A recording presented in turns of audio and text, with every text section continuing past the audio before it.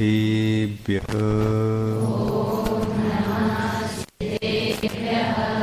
ಓಂ ನಮಃ ಸಿದ್ಧೇಭ್ಯಃ ಓಂ ನಮಃ ಸಿದ್ಧೇಭ್ಯಃ ನಮೋ ಅರಿಹಂತಾಣಂ ನಮೋ ಸಿದ್ಧಾಣಂ ನಮೋ ಆಯಿರ್ಯಾಣಂ ನಮೋ ವಜ್ಜಾಯಾಣಂ ನಮೋ ಲೋಯೇ ಸವ್ವಸಾಹೂಣಂ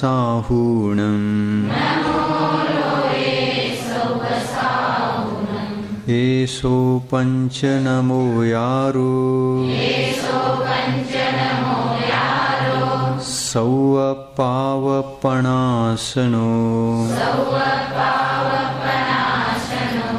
ಮಂಗಲಾಣಂ ಚ ಸವ್ವೇಸಿಂ ಪಢಮಂ ಹವೈ ಮಂಗಲಂ ಪಢಮಂ ಹವೈ ಮಂಗಲಂ पंच परमेष्टि भगवान की अहिंसा परमो धर्म की आचार्य गुरुवर श्री विद्यासागर मुनि महाराज की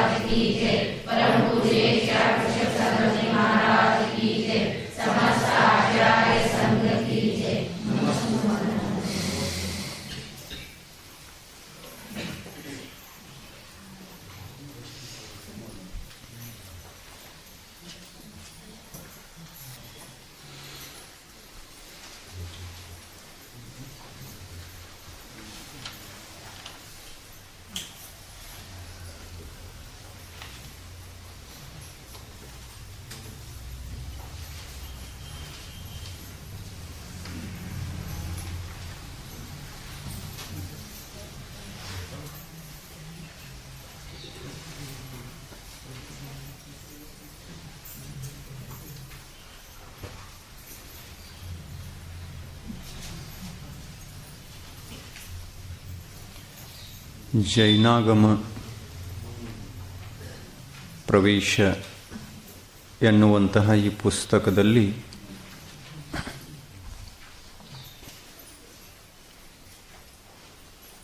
ಜ್ಞಾನವರ್ಧಕ ಸಾಮಗ್ರಿಗಳು ಸಾಕಷ್ಟು ಸಿಗ್ತಾ ಇವೆ.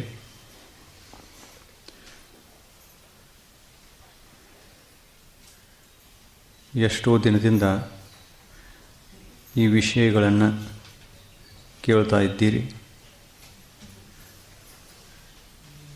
ಧರ್ಮದ ವಿಷಯದಲ್ಲಿ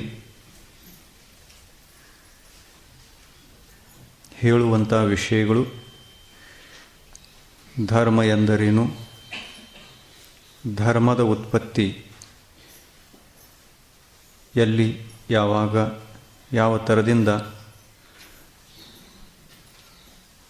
ಇಂಥ ವಿಷಯಗಳು ಒಳ್ಳೆಯ ರೀತಿಯಲ್ಲಿ ಸಿಗ್ತಾ ಇವೆ.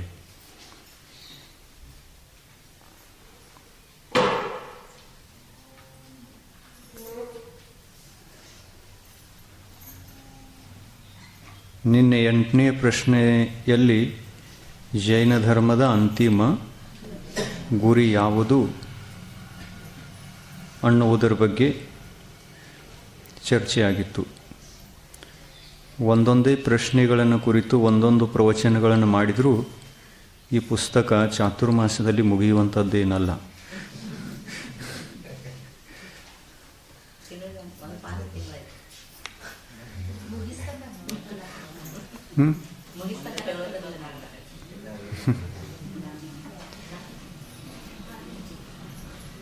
ಇವತ್ತು 7ನೇ ಪ್ರಶ್ನೆ ನಿನ್ನೆ ಬಿಟ್ಟು ಹೋಗಿತ್ತು, ಒಂದು ಪ್ರಶ್ನೆ ಮುಂದುವರಿಯಿತು,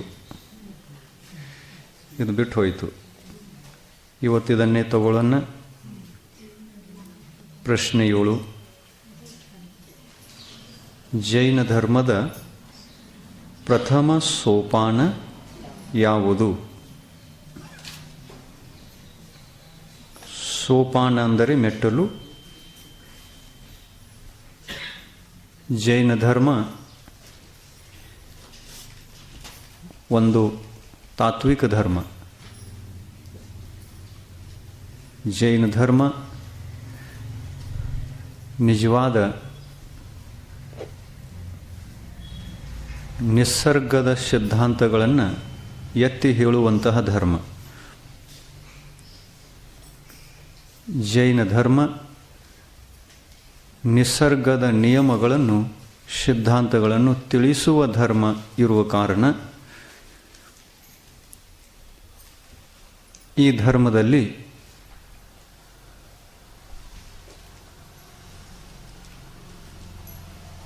ವೈಶಿಷ್ಟ್ಯ ಏನು ಅಂತಂದರೆ,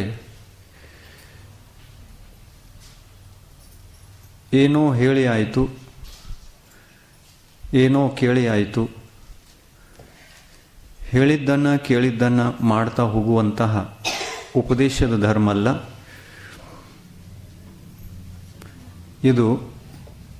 ವೈಚಾರಿಕ ಧರ್ಮ.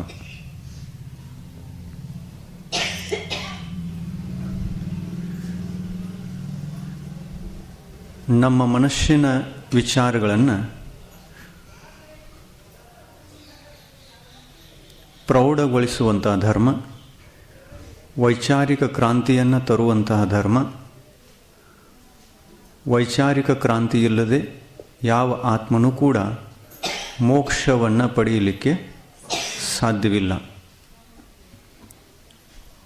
ಮೋಕ್ಷ ಅನ್ನುವಂಥದ್ದಂತೂ ದೂರ, ಸಮ್ಯಕ್ತವನ್ನು ಪಡೆಯಲಿಕ್ಕೂ ಕೂಡ ಮನುಷ್ಯನಿಗೆ ಒಂದು ವೈಚಾರಿಕ ಕ್ರಾಂತಿ ಬೇಕು. ವೈಚಾರಿಕ ಕ್ರಾಂತಿ ಅಂದರೆ ವಿಚಾರ ಕ್ರಾಂತಿ. ವಿಚಾರದಲ್ಲಿ ನಾವು ಎಲ್ಲಿಯ ತನಕ ಚಿಂತನಶೀಲರಾಗುವುದಿಲ್ಲ ಅಲ್ಲಿಯ ತನಕ ನಮಗೆ ನಮ್ಮ ಆತ್ಮನಲ್ಲಿಯೇ ಇರುವಂತಹ ನಮ್ಮ ಧರ್ಮವೇ ನಮ್ಮ ಕಣ್ಣಿಗೆ ಕಾಣುವುದಿಲ್ಲ.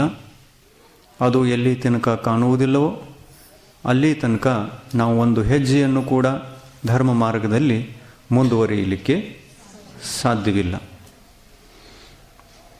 ಒಂದು ಹೆಜ್ಜೆಯನ್ನು ಹಾಕುವುದಾದರೂ ಯೋಚನೆ ಮಾಡಿ ಹಾಕಬೇಕು. ಯೋಚನೆ ಮಾಡದೆ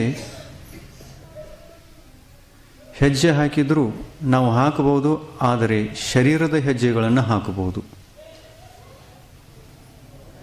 ಆತ್ಮನ ಹೆಜ್ಜೆಗಳನ್ನು ಹಾಕುವುದು ಕಷ್ಟ. ವಿಚಾರ ಕ್ರಾಂತಿ ಶರೀರದಲ್ಲಿ ಹುಟ್ಟಲ್ಲ, ಆತ್ಮನಲ್ಲಿ ಹುಟ್ಟುತ್ತೆ. ಅದಕ್ಕಾಗಿ ಜೈನ ಧರ್ಮ ಶರೀರಕ್ಕೆ ಸಂಬಂಧಪಡುವಂತಹ ಧರ್ಮ ಅಲ್ಲ, ಇದು ಆತ್ಮನಿಗೆ ಸಂಬಂಧಪಡುವಂಥ ಧರ್ಮ. ಆತ್ಮ ತನ್ನ ಜ್ಞಾನದಿಂದ, ತನ್ನ ಜ್ಞಾನೋಪಯೋಗದಿಂದ, ತನ್ನ ಮನಸ್ಸಿನಿಂದ, ತನ್ನ ಇಂದ್ರಿಯಗಳಿಂದ, ಎಲ್ಲದರಿಂದ ತನ್ನಲ್ಲಿ ತಾನು ಕ್ರಾಂತಿಯನ್ನು ತಂದುಕೊಂಡ ಅಂತಂದರೆ ನಿಶ್ಚಿತ ಬದುಕಿನಲ್ಲಿ ಧರ್ಮದ ಮೊದಲನೇ ಹೆಜ್ಜೆ, ಎರಡನೇ ಹೆಜ್ಜೆ, ಮೂರನೇ ಹೆಜ್ಜೆ ಸಮ್ಯಕ್ ದರ್ಶನ, ಸಮ್ಯಕ್ ಜ್ಞಾನ ಮತ್ತು ಸಮ್ಯಕ್ ಚಾರಿತ್ರ, ಈ ಮೂರು ರತ್ನಗಳು ದೊರೆತು ಆತ್ಮನಿಗೆ ಪರಮಹಿತ ಆಗ್ತದೆ ಅನ್ನುವುದರಲ್ಲಿ ಯಾವ ಸಂಶಯವೂ ಇಲ್ಲ. ಈ ಮೂರು ಹೆಜ್ಜೆಗಳನ್ನು ಹಾಕಲಿಕ್ಕೆ ಸಂಸಾರಿ ಜೀವಿಗಳಿಗೆ ಸೌಜ್ಞಿ ಪಂಚೇಂದ್ರಿಯಾಗಿ ಹುಟ್ಟಿ ಬರಬೇಕು, ಮನುಷ್ಯನಾಗಿ ಹುಟ್ಟಬೇಕು. ಎರಡು ಹೆಜ್ಜೆಗಳನ್ನು ಹಾಕೋದಿತ್ತು ಅಂತಂದರೆ ಬೇಕಾದಲ್ಲಿ ಹುಟ್ಟಿದ್ರೂ ನಡೆಯುತ್ತೆ. ಸ್ವರ್ಗದಲ್ಲಿ ಹುಟ್ಟಿದರೂ ಎರಡು ಹೆಜ್ಜೆ ಮುಂದೆ ಹಾಕಬಹುದು, ನರಕದಲ್ಲೂ ಎರಡೇ ಹೆಜ್ಜೆಯನ್ನು ಇಡಬಹುದು. ತಿರ್ಯಂಚಿಗತಿಯಲ್ಲಿ ಎರಡೇ ಹೆಜ್ಜೆ ಹಾಕಬಹುದು. ಇನ್ನು ಮೂರನೇ ಹೆಜ್ಜೆಯನ್ನು ಹಾಕುವಷ್ಟರಲ್ಲಿ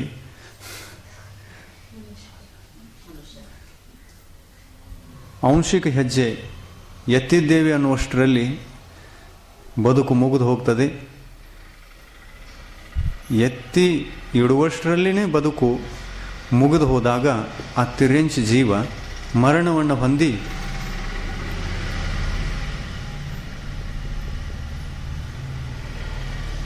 2 ಹೆಜ್ಜೆ, ಇನ್ನೊಂದು ಅರ್ಧ ಹೆಜ್ಜೆ, ಇಷ್ಟನ್ನೇ ತಗೊಂಡು ಮುಂದೆ ಹೋಗಬೇಕು. ನಿಯಮದಿಂದ ದೇವಗತಿಯಲ್ಲಿ ಜನ್ಮ ತಾಳಬೇಕು. 2 ಹೆಜ್ಜೆ ಪೂರ್ತಿ ಇಟ್ಟದ್ದಾಯಿತು, 3ನೇ ಹೆಜ್ಜೆಯನ್ನು ಎತ್ತಿದ್ದೇ ಮರಣ ಆಯಿತು. ಶ್ರಾವಕರಿಗೂ ಇದೇ ಅವಸ್ಥೆ ಇದೆ. ಆದರೆ ಶ್ರಾವಕ ಆ ಹೆಜ್ಜೆಯನ್ನು ಊರಬಹುದು, 3ನೇ ಹೆಜ್ಜೆಯನ್ನು ಊರಬಹುದು.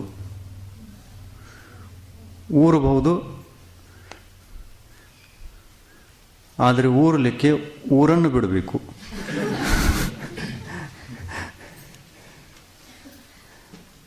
ಊರು ಬಿಟ್ಟಾಗ ಹೆಜ್ಜೆ ಊರಬಹುದು. ಊರು ಅಂದರೆ ಇಲ್ಲಿ ಪರಿಗ್ರಹವನ್ನು ತ್ಯಾಗ ಮಾಡುವ ಸಂಕಲ್ಪವೇ ಅತಿ ಮುಖ್ಯ. ಸಕಲ ಪರಿಗ್ರಹಗಳನ್ನು ತೊರೆಯುವ ಪಾತ್ರತೆ, ಯೋಗ್ಯತೆ ಯಾರಲ್ಲಿದೆ? ಕೇವಲ ಮನುಷ್ಯ ಪರ್ಯಾಯದಲ್ಲಿ ಮಾತ್ರ ಇದೆ. ಮನುಷ್ಯ ಪರ್ಯಾಯವನ್ನು ರಕ್ಷಿಸಿಕೊಳ್ಳಬೇಕು, ಇದರಿಂದ ಲಾಭ ಪಡೆಯಬೇಕು, ಸದುಪಯೋಗ ಮಾಡಿಕೊಳ್ಳಬೇಕು ಅಂತಂದರೆ ನಿಶ್ಚಿತ ಪರಿಗ್ರಹಗಳನ್ನು ಬಿಡ್ತಾ ಹೋಗಬೇಕು. ಅಂತರಂಗ ಪರಿಗ್ರಹ, ಬಹಿರಂಗ ಪರಿಗ್ರಹ. ಜೈನ ಧರ್ಮದ ಮೂಲ ತತ್ವ ಏನು, ಮೂಲ ಗುರಿ ಏನು ಅಂತಂದರೆ, ಒಬ್ಬ ವ್ಯಕ್ತಿ ತಾನು ತನ್ನ ಜೀವನದಲ್ಲಿ ಧಾರ್ಮಿಕನಾಗಬೇಕು ಅನ್ನುವಂತಹ ವಿಚಾರವನ್ನು ಇಟ್ಟುಕೊಂಡಿದ್ದಾನೆ ಅಂತಂದರೆ 2 ಪ್ರಕಾರದ ಪರಿಗ್ರಹಗಳ ಬಗ್ಗೆ ಹೆಚ್ಚು ವಿಚಾರ ಮಾಡಬೇಕು. ಅಂತರಂಗ ಪರಿಗ್ರಹ ಏನು ಮತ್ತು ಬಹಿರಂಗ ಪರಿಗ್ರಹ ಏನು, 2 ಪರಿಗ್ರಹಗಳ ಚಿಂತನೆಯಲ್ಲಿ ಸತತವಾಗಿ ತೊಡಗಿದ್ದಾನೆ ಅಂತಂದರೆ ಆತನ ಜೀವನದಲ್ಲಿ ಧರ್ಮದ ಉತ್ಪತ್ತಿ ಆಗುವುದು ಏನು ಕಷ್ಟಕಾರಕವಲ್ಲ. ಸಹಜವಾಗಿ ಧರ್ಮಕ್ಕೆ ಉತ್ಪತ್ತಿ ಇದೆ. ಧರ್ಮೋತ್ಪತ್ತಿಯನ್ನು ತನ್ನಲ್ಲಿ ತಾನು ಮಾಡಿಕೊಂಡು ಬದುಕನ್ನು ಸಫಲಗೊಳಿಸಬಹುದು.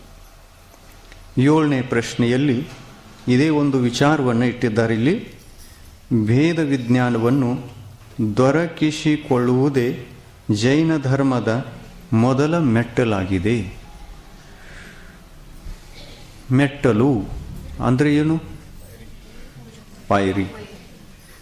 ಸೋಪಾನ, ಪಾಯಿರಿ, ಮೆಟ್ಟಲು ಇವೆಲ್ಲ ಒಂದೇ ಅರ್ಥವುಳ್ಳ ಶಬ್ದಗಳು.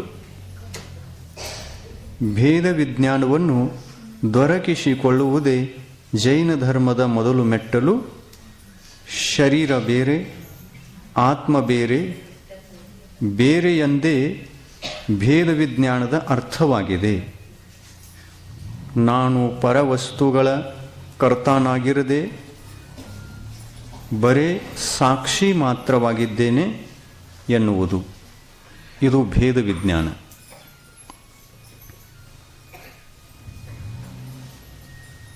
ಭೇದ ಮತ್ತು ವಿಜ್ಞಾನ.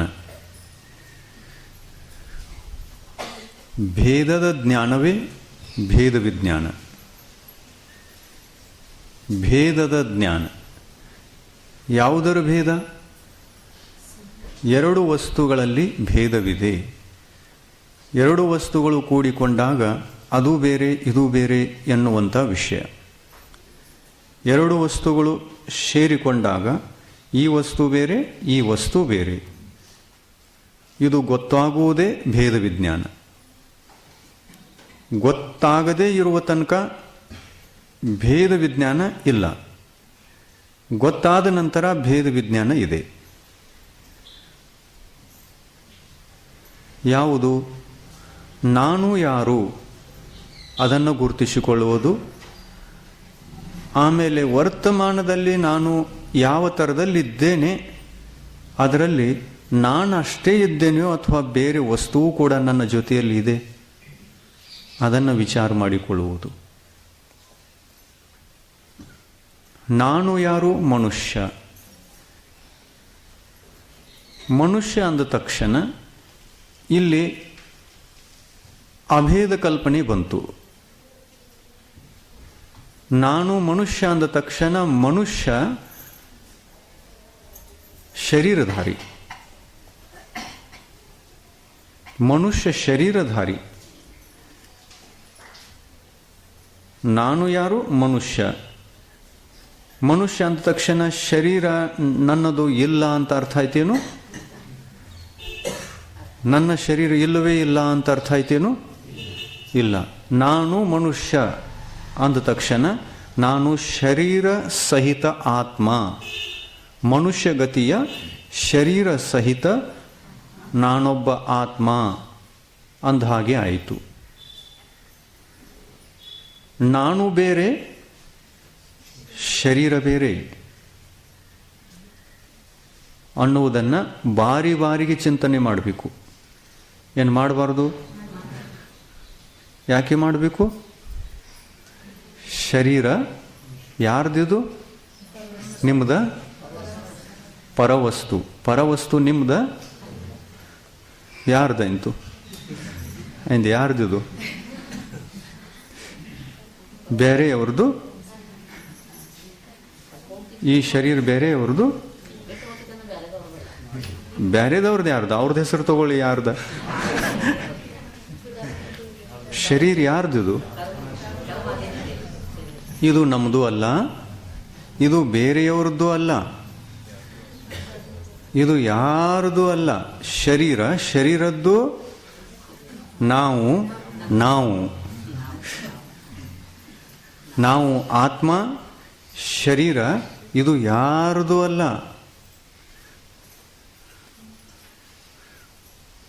ನಮ್ಮ ಆತ್ಮನ ಜೊತೆಯಲ್ಲಿ ಒಂದು ಶರೀರ ಇರುವಾಗ ನಮ್ಮ ಶರೀರ ಬೇರೆಯವರ ಶರೀರ ಹೇಗೆ ಆಗಲಿಕ್ಕೆ ಸಾಧ್ಯ ಇದೆ? ನಮ್ಮದೇ ಅಲ್ಲ ಅಂದ ಮೇಲೆ ಬೇರೆಯವರದಾಗಲಿಕ್ಕೆ ಹೇಗೆ ಸಾಧ್ಯ ಇದೆ? ನಾವು ನಮ್ಮದೇ ಆಗಿರತಕ್ಕಂತಹ ಶರೀರದಲ್ಲಿ ಏಕಮೇಕವಾಗಿರುವಾಗ,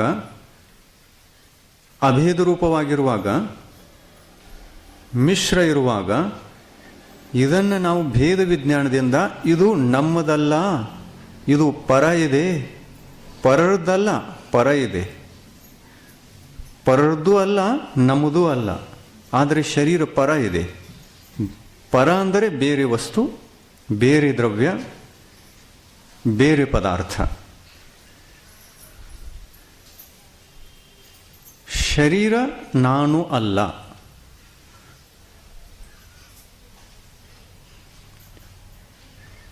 ಈ ಥರ ಯಾರು ತಿಳಿಸಲಿಕ್ಕೆ ಸಾಧ್ಯ? ನಿಜವಾದ ಅಲ್ಲ.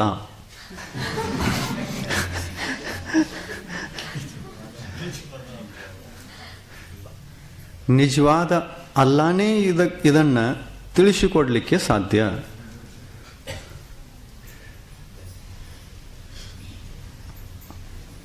ಆ ಅಲ್ಲ ತಿಳಿದವನು ಎಲ್ಲ, ಸರ್ವಜ್ಞ, ಕೇವಲ ಜ್ಞಾನಿ. ಲೋಕಾಲೋಕವನ್ನು, ಲೋಕದಲ್ಲಿರ್ತಕ್ಕಂಥ 6 ದ್ರವ್ಯಗಳನ್ನು, ನವಪದಾರ್ಥಗಳನ್ನು, ಪಂಚಾಸ್ತಿ ಕಾಯಗಳನ್ನು, ಸಪ್ತ ತತ್ವಗಳನ್ನು ಬಲ್ಲವನು ಕೇವಲ ಜ್ಞಾನಿ. ಸರ್ವಜ್ಞ, ಸರ್ವವನ್ನು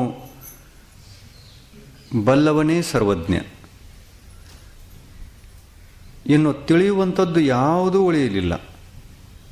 ಎಲ್ಲವನ್ನ ಬಲ್ಲವನೇ ಅಲ್ಲ.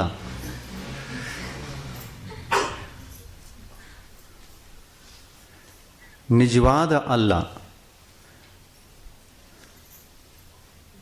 ಆತನಿಗೆ ಮಾಡಬೇಕು ನಮಾಜು. ತುಭ್ಯಂ ಶರಣಂ ಗಚ್ಛಾಮಿ, ಅರ್ಹಂತೆ ಶರಣಂ ಪವಜ್ಜಾಮಿ, ಸಿದ್ಧೇ ಶರಣಂ ಪವಜ್ಜಾಮಿ. ಇಷ್ಟು ಮಾಡಿದರೆ ಮುಗೀತು. ಅಲ್ಲಾಹ್ ನಮಾಜ್ ಸಂಕ್ಷಿಪ್ತದಲ್ಲಿ ಮುಗೀತು. ಎಲ್ಲಿ ಮಾಡಬೇಕು? ಆತ್ಮನಲ್ಲಿ ಮಾಡಬೇಕು. ಆತ್ಮನಲ್ಲಿ ಇದ್ದುಕೊಂಡು ಆತ್ಮನಲ್ಲಿ ಆ ಎಲ್ಲವನ್ನ ಬಲ್ಲಂತಹ ಅಲ್ಲಾನ ಸ್ಮರಣೆ ಮಾಡಿದ್ರಿ ಅಂತಂದರೆ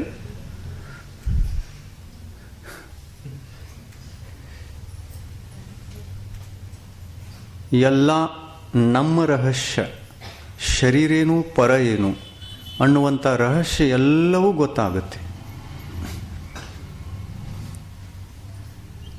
ಈ ರಹಸ್ಯವನ್ನು, ಈ ಭೇದ ವಿಜ್ಞಾನವನ್ನು, ಶರೀರ ಪರ ಇದೆ, ಆತ್ಮ ಸ್ವ ಇದೆ, ಇದರಲ್ಲಿ ಭೇದ ಭಿನ್ನತೆ ಇದೆ, ಇದು ಅಭೇದ ವಸ್ತು ಅಲ್ಲ ಅನ್ನುವುದನ್ನು ತಿಳಿಸಿಕೊಟ್ಟವನು ಸರ್ವಜ್ಞ ಭಗವಂತ ವೀತರಾಗಿ.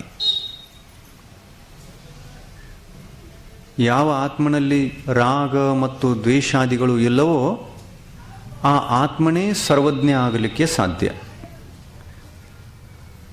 ರಾಗದ್ವೇಷಾದಿಗಳನ್ನು ಬಿಡದೇ ಹೊರತು ಸರ್ವಜ್ಞನಾಗೋದು ಸಾಧ್ಯವೇ ಇಲ್ಲ.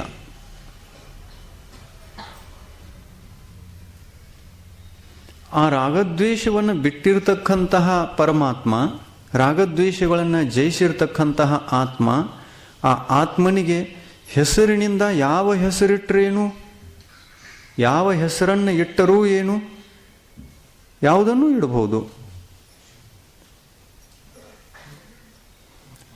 ಆತನಿಗೆ ಅಲ್ಲ ಅಂದರೆ ಏನು ಕೆಟ್ಟ? ನಿಮ್ದೇನು ಬಿಗಡಾಯಿಸ್ತು ಅಲ್ಲ ಅಂತಂದ್ರೆ? ನಿಮ್ದೇನು ನುಕ್ಸಾನ್ ಆಯ್ತೇನು? ಏನು ನುಕ್ಸಾನಿಲ್ಲ. ಅಲ್ಲ ಅಂದೇನು ನುಕ್ಸಾನ್ ಆಯ್ತೇನು? ಏನು ನುಕ್ಸಾನ್ ಆಗಿಲ್ಲ.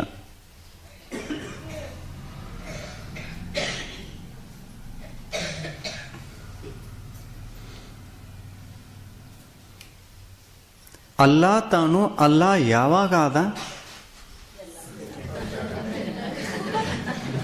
ಎಲ್ಲ ಬಿಟ್ಟಾಗ, ಬೆಲ್ಲ ಬಿಟ್ಟಾಗ.